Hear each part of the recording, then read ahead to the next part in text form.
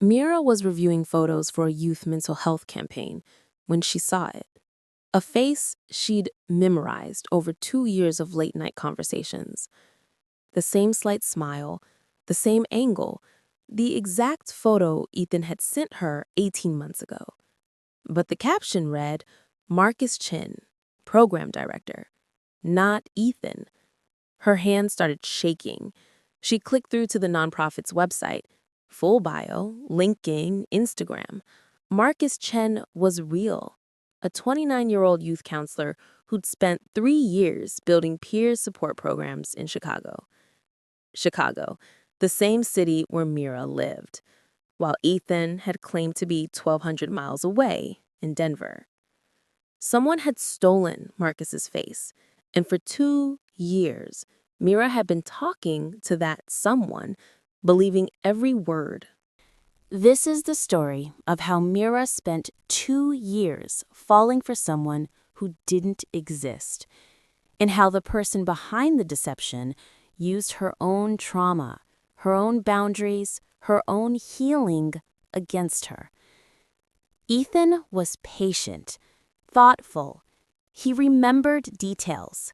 He asked the right questions. He was there when she needed him. He respected her pace. And that's exactly what made it work. Before we dive into how this happened, hit the like button and subscribe for more stories about the hidden psychology of human behavior. And drop a comment.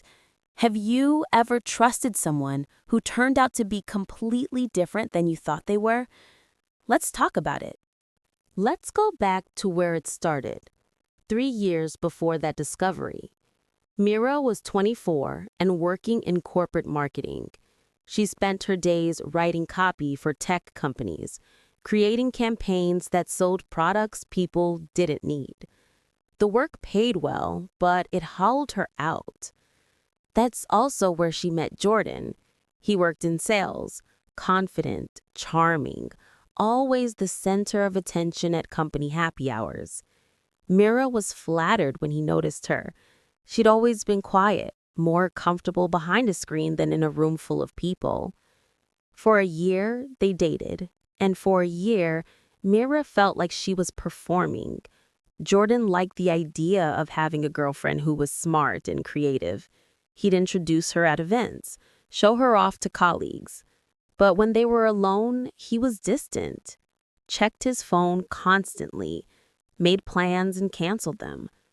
She realized eventually that she wasn't a person to him. She was a credential, something that made him look good. When she found out he'd been seeing someone else for months, someone from another department, the betrayal wasn't even the worst part. The worst part was realizing she'd spent a year trying to earn the affection of someone who was never actually paying attention. After the breakup, Mira pulled back from everything. Work felt toxic. Every hallway reminded her of him. Corporate culture felt shallow. She started taking freelance projects on the side, creating content for small nonprofits, community organizations, people trying to make a difference. It didn't pay much, but it felt real. She kept her corporate job for the stability, but she was moonlighting, building a different life piece by piece. And in that quiet, in-between space, not quite here, not quite there, she felt painfully alone. That's when she found an online writing community. She'd always loved writing, but never had the confidence to share her work. The forum felt safe, anonymous enough to be vulnerable, active enough to feel connected. She posted a short story about starting over, about leaving behind a version of yourself that someone else had created. Most comments were polite, generic, but one stood out. The way you describe that feeling of being unseen, like you're in the room but not really there, that's exactly how I felt for years. I thought I was the only one. The username was Ethan Writes 92. She clicked on his profile. He wrote fiction too, mostly character-driven stories about loneliness, identity, the masks people wear. His work was thoughtful, a little melancholy, real. She messaged back, "I don't think any of us are as alone as we think we are." And just like that, it started. At first, they talked about writing. He'd share pieces he was working on and she'd give feedback. She did the same. But slowly, the conversations shifted. They started talking about life, dreams, fears, the things you don't usually tell strangers online. Ethan lived in Denver, or so he said. He worked in nonprofit communications, helping organizations tell their stories. He'd grown up in a small town in Colorado, lost his mom when he was 16, never really connected with his dad after that. He asked questions that made Mira feel seen, not surface-level questions, deep ones, like, what do you want your life to look like in 5 years? When was the last time you felt truly you? And he listened. Not the performative kind of listening where someone waits for their turn to talk. Real listening. He'd remember details from conversations weeks earlier, follow up on things she'd mentioned in passing. Within 2 months, they were talking every day, sometimes just memes and random thoughts, other times 2 a.m. confessions about things they'd never told anyone else. What Mira didn't realize was that every time Ethan validated her feelings, her brain was releasing oxytocin, the same chemical that bonds mothers to babies. This wasn't a choice, it was chemistry. When someone mirrors our emotions and makes us feel understood, our brain reads it as safety. And once our brain decides someone is safe, attachment happens fast, almost automatically. There's something else happening too. Ethan would subtly match her tone, her pacing, even her word choice. When she was excited, he was excited. When she was reflective, he was reflective. It created the sensation of being on the same wavelength, like finding someone who just gets you. And the scary part, it was working perfectly. 2 months in, Ethan brought it up casually. "I've been thinking I might have to come to Chicago for a work thing next month. We should meet up, coffee or something." Mira's stomach flipped. Part of her wanted to say yes, but another part, the part that was still raw from Jordan, flinched. "That sounds nice," she typed, then deleted. "Try it again." "I don't know if I'm ready for that yet." There was a pause. Then, "No pressure at all. I just wanted to know I'm real, but whenever you're ready. Or never, whatever you need." That response made her trust him more. He didn't push, didn't make her feel bad about it. He respected her boundaries. And here's the thing. That was the healthy response. That's what someone who genuinely cared would say, which is exactly what made it so effective. What Mira didn't see was what that conversation gave Ethan. Now he knew she had walls, that she'd been hurt before, that she needed time, and he could position himself as the patient one, the understanding one, the person who was different from whoever hurt her before. 2 weeks later, he brought up video calling. "No pressure, but would you ever want to FaceTime, just to put a face to the words?" Again, Mira hesitated. Video felt too real, too immediate. She'd spent so long performing in her relationship with Jordan, always aware of how she looked, how she sounded, whether she was being enough. Text felt safer. She could think before she responded. She didn't have to perform. "I'm not really a video call person," she wrote. "I like this, just talking. No performance, no pressure." "Totally get that," Ethan replied. "This works for me too. I'm not trying to change anything." And just like that, her boundary became his cover. Month 5. Ethan mentioned a concert, a band Mira had talked about loving. "They're playing in Chicago next month. I could fly out, make a weekend." Mira wanted to say yes, but the idea of meeting, of making this real, scared her. "Let me think about it," she said. He brought it up again 2 weeks later. "No pressure, just checking in. I don't want you to feel like I'm some faceless internet person forever. I want to be real to you." The way he phrased it, "I want to be real to you," it made her feel guilty, like she was the one holding them back. Month 9. He was more direct. "I feel like we have something special, but there's this gap because we haven't met. Does that worry you?" Mira finally opened up a little bit. "I had a bad relationship. It made me careful about trusting people in real life." "I get that. I have trust issues too. My ex used me for emotional support and then left the second someone better came along. It messed me up for a long time." He was mirroring her pain, making her feel less alone in it. But here's what was really happening. Mira wasn't just falling for Ethan. She was falling for the version of herself she became when she talked to him. Around him, she was funnier, more vulnerable, more confident. He reflected back the best version of her, and she became addicted to that feeling. And once you invest emotionally in someone, once you share secrets, confide fears, rely on them, your brain doesn't want to lose that connection, so it starts protecting the connection. Small contradictions get smoothed over, inconsistencies get explained away. We'd rather bend reality a little than face the possibility that we've been wrong about someone we care about. By month 12, Mira had made a decision. She was leaving corporate. She'd saved enough to take the leap. She handed in her resignation and went full-time into social impact work, helping nonprofits tell their stories, building campaigns that actually mattered. It was terrifying, but it felt right. Ethan was there for all of it. Every doubt, every small victory, every moment of panic when she wondered if she'd made a mistake. "You're doing the thing most people are too scared to do," he told her. "You're choosing meaning over comfort. That takes guts." She screenshotted that message and looked at it whenever she felt lost. For 6 months, she freelanced. Some months were tight, but she was building something real, working with organizations that aligned with her values, helping people share stories that needed to be heard.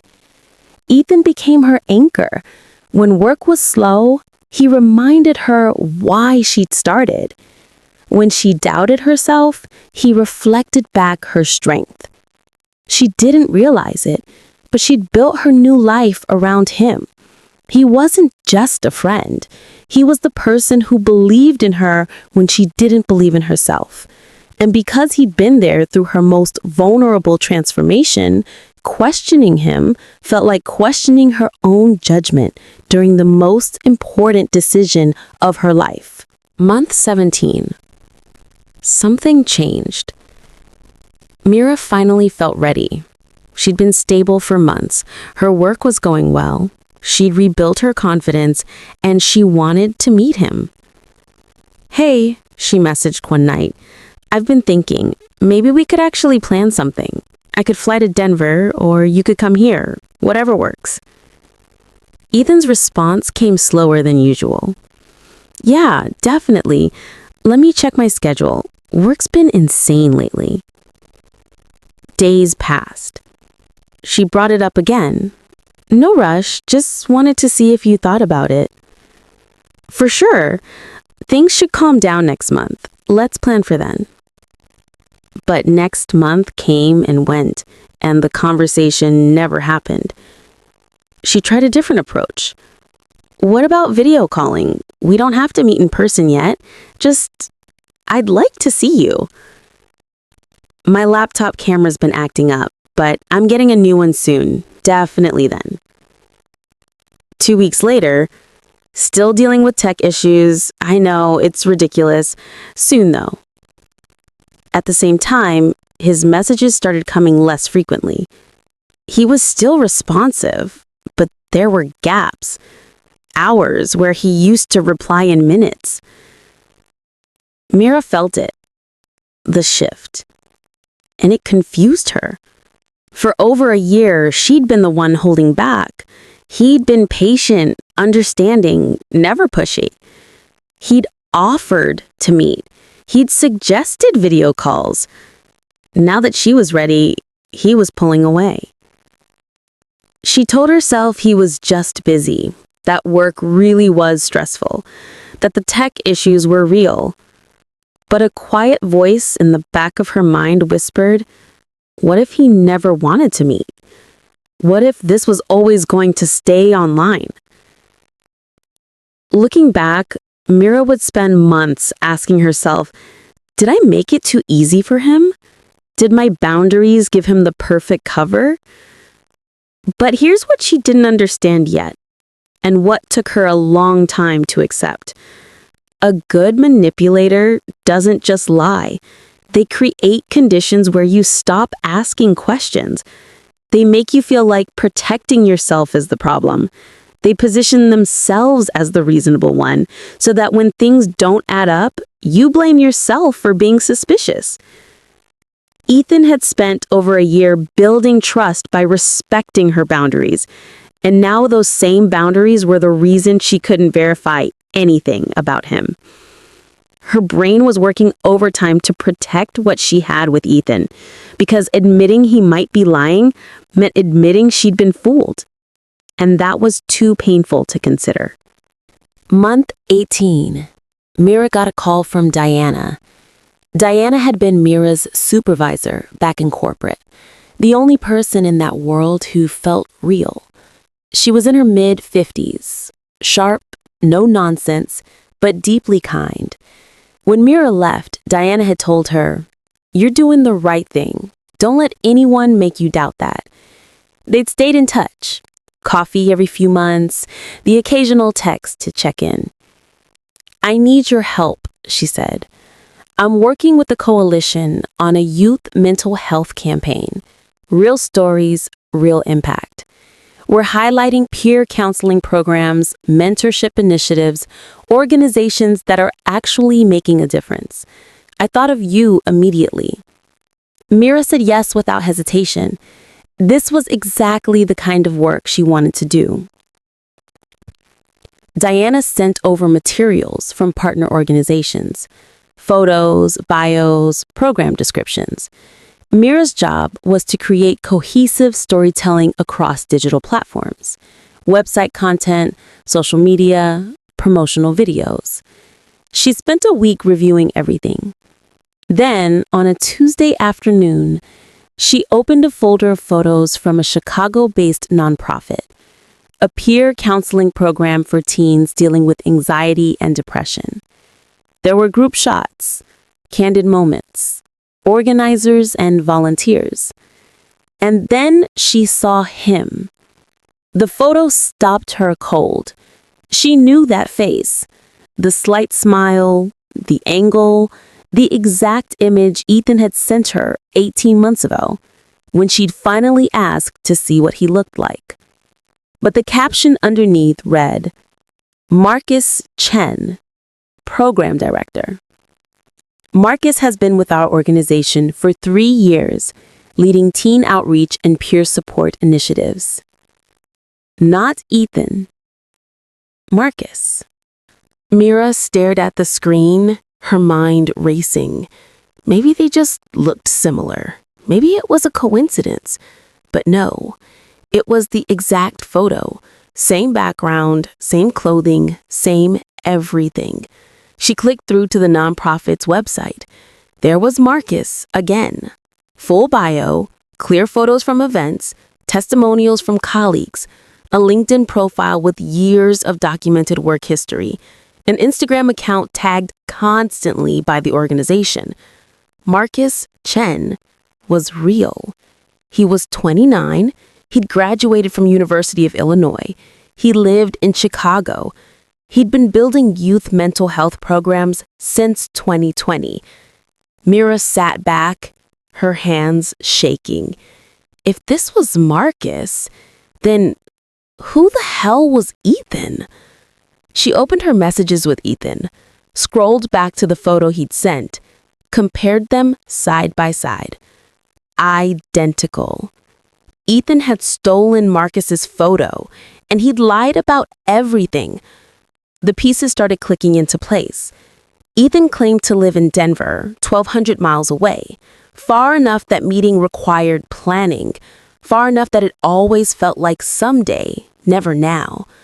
But Marcus was here, in Chicago, in Mira City. The geographic irony made her sick. Ethan had claimed to be far away while using the face of someone local. She sat there staring at her screen, her stomach twisting. On one hand, she trusted Ethan. He'd been there for her, understood her, made her feel less alone. On the other hand, the facts weren't adding up. And here's the thing about our brains. They hate that tension. They hate holding two conflicting truths at the same time. So they pick one to believe and dismiss the other. And for Mira, losing Ethan felt more painful than accepting a few inconsistencies. But this wasn't a small inconsistency. This was everything. Mira didn't sleep that night. She kept going back to the photo, hoping she'd made a mistake. But she hadn't. The next morning, she called Diana. "I need to talk to you about something. It's complicated." They met at a coffee shop. Mira brought her laptop, pulled up the photos side by side. "This is going to sound insane," Mira started. "But I've been talking to someone online for almost 2 years. He sent me this photo, said his name was Ethan. But this person," she pointed to Marcus Chen's bio, "this is who he stole the photo from." Diana leaned in, studying the screen. Her expression shifted from confusion to concern. "You're sure it's the same photo?" "Positive." Diana was quiet for a moment. Then, "Let me reach out to Marcus, the real one. I'm coordinating with his organization anyway. I can approach it professionally. Ask if he's aware his photo has been used elsewhere. We'll figure this out." Mira felt a wave of relief. She wasn't alone in this anymore. Over the next 2 days, Diana quietly dug into Marcus Chen's background. Mira felt sick doing it, investigating someone who might be innocent, but she had to know. Diana found Marcus's professional history, graduated University of Illinois in 2018, started with the nonprofit in 2021, promoted to program director in 2023. No gaps, no trips to Denver in his social media, no writing that matched Ethan's style. "Look at this," Diana showed Mira a post Marcus wrote on LinkedIn. "Professional, direct, completely different cadence than Ethan's messages. This doesn't sound like your Ethan at all." "Maybe he writes differently for work," Mira said, though she was starting to doubt herself. Diana pulled up Marcus's Instagram, photos of him at events, always in Chicago, always dated, always with other people who tagged him. If he's Ethan, he'd have to be lying about Denver while actually living here. Why not just say he lived in Chicago? "Distance," Mira said, quietly. "If Ethan claimed to live here, I would have pushed harder to meet. Denver gave him an excuse." But the timeline didn't work. On nights when Ethan had messaged Mira for hours, Marcus's social media showed him at fundraising events, at conferences, leading workshops, all documented, all verified. "There's something else," Diana said. "I mentioned your name to a colleague at Marcus's organization, just casually in a different context. She told me Marcus asked me about it yesterday. He knows we're looking into him." Mira's stomach dropped. "What did she tell him?" "Just that you're working on the campaign with me. But Mira, he's asking questions. If he's innocent, he's going to want to know why we're investigating him. And if he's not, then he knows I'm onto him." That afternoon, Mira got an email from Marcus Chen. Subject, "I think we should talk." "Hi, Mira. I heard through a colleague that you've been asking about me. I'm not sure what's going on, but I'd like to clear up whatever confusion there might be. Diana has my contact info if you want to meet. I'm available whenever works for you. Best, Marcus. Mira read it 3 times, trying to decode the tone. Was it defensive? Curious? Threatening? She forwarded it to Diana. Diana called immediately. Well, he's not hiding. That's either a good sign or he's incredibly confident. Should we meet him? I think we have to, Diana said. But Mira, be ready for this to go either way. They met at a coffee shop near Marcus's nonprofit, Neutral Ground.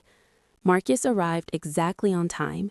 He looked like his photos, warm, professional, but there was tension in his shoulders. He knew something was wrong. He sat down across from them. So, what's this about? Diana glanced at Mira, who took a breath and pulled out her phone. I need to show you something, Mira said. This is a photo someone sent me online, someone I've been talking to for 2 years. She turned the screen toward him. Marcus looked at it, then back at Mira, confusion clear on his face. That's my photo, from my LinkedIn. I know, Mira said. The person who sent it to me said his name was Ethan. He said he lived in Denver. He said he worked in nonprofit communications, and for 2 years I believed him. Marcus's expression shifted, confusion giving way to understanding, then something like sympathy. And you thought I might be him. It wasn't a question. Mira's face flushed. I didn't want to, but the photo was yours, and I don't know who else it could be. Marcus nodded slowly, processing. This has happened before. Not exactly like this, but people steal photos from LinkedIn all the time. I've had to report fake profiles using my pictures.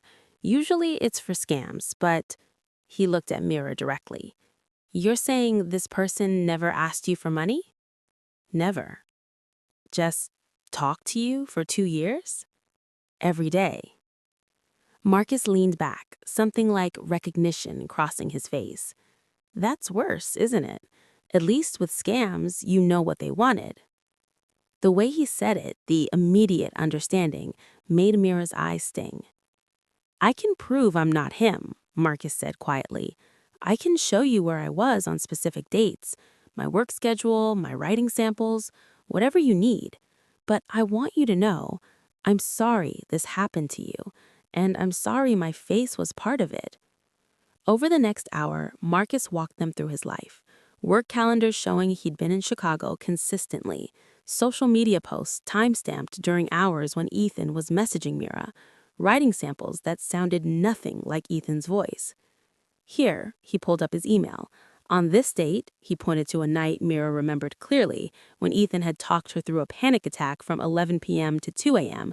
I was running a crisis training overnight, 30 witnesses. Mira felt something inside her unclench, and then immediately felt guilty. I'm sorry, she said. I'm sorry we investigated you. I'm sorry we suspected you. Marcus shook his head. Don't be. If someone stole my face to manipulate you, you had every right to check. I would have done the same thing.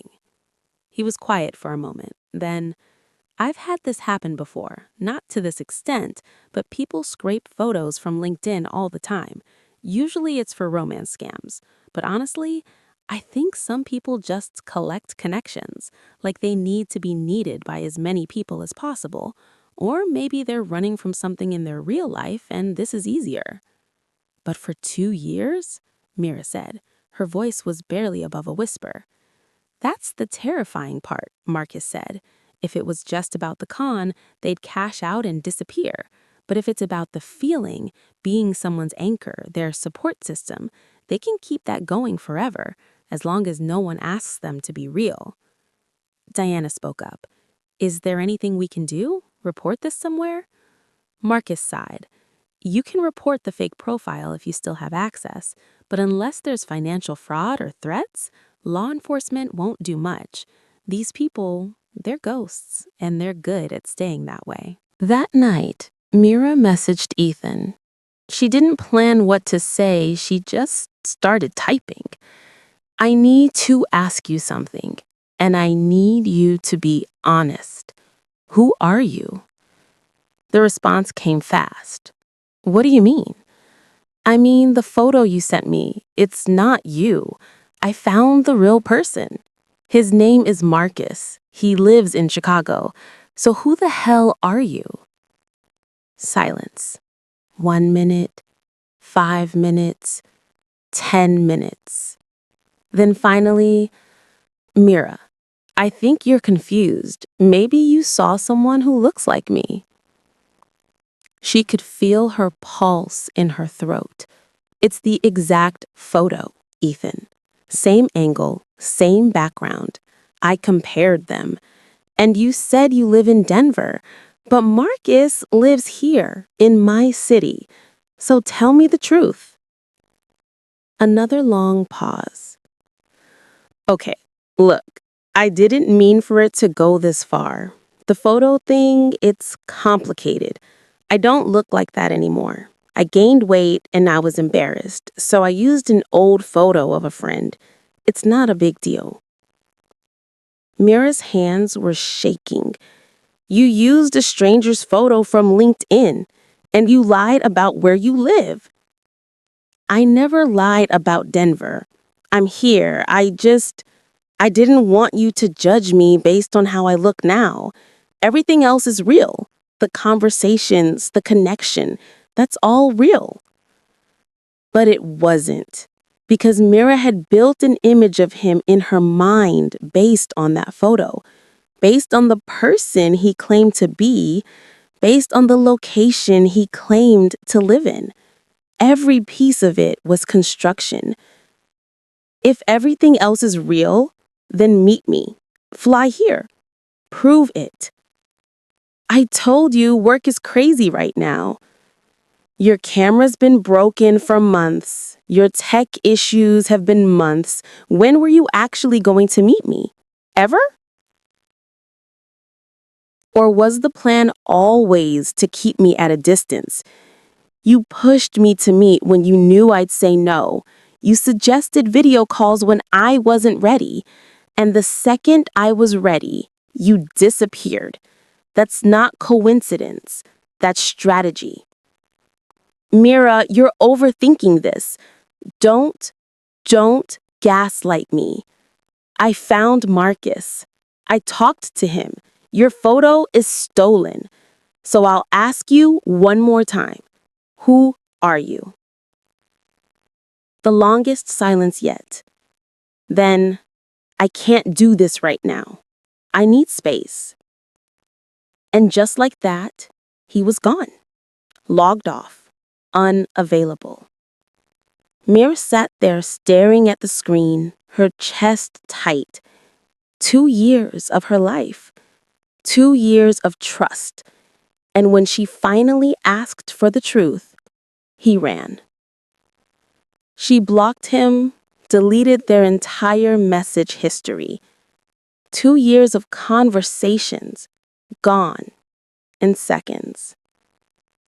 But erasing the messages didn't erase the damage.